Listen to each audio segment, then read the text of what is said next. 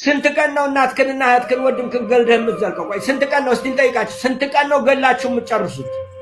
ይኸው 7 ዓመት እኮ ገደላችሁ። ምን አተረፋችሁ? ገደላችሁ እኮ 7 ዓመት እኮ ያለማቋረጥ ገደላችሁ እኮ 366 ቀን በመግደል ላይ እኮ ነው ያላችሁ። እስቲ ምን አተረፋችሁ ንገሩኛ። ያተረፋችሁትን ከዚህ ተመለሱና ወደ ልባችሁ ወደ ውስጣችሁ ሄዱ። ቆሙና አስቡ።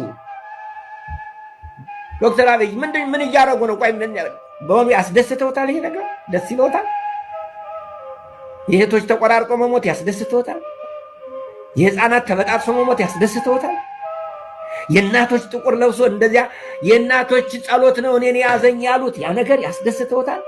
እርግጠኛ ነዎት? ያንን ነገር ቃልዎትን ለመቀበል ያስደስተውታል? እነዚህ ህፃናት ሞት እንደዚያ ያስደስተውታል? ደስ ይለውታል? እሱ ያረካውታል?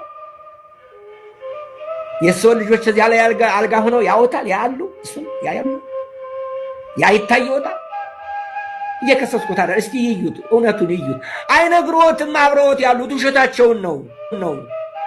ህዝብ አልወደዶትም፣ ጠልቶታል። ልንገሮት፣ ይመለሱ። እነሱና ከአንተ በላይ የሚሉት ሰዎች ውሸታቸውን ነው። የለም ያ የነበረው መጀመሪያ የለም። እኔም ሳሙኤል ብየውት ነበረ።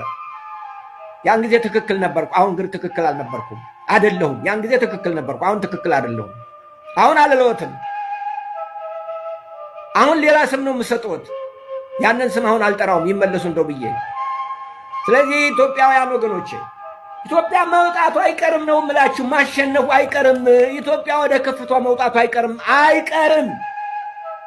እኛ ላናየው እንችላለን እንጂ አይቀርም እሱ።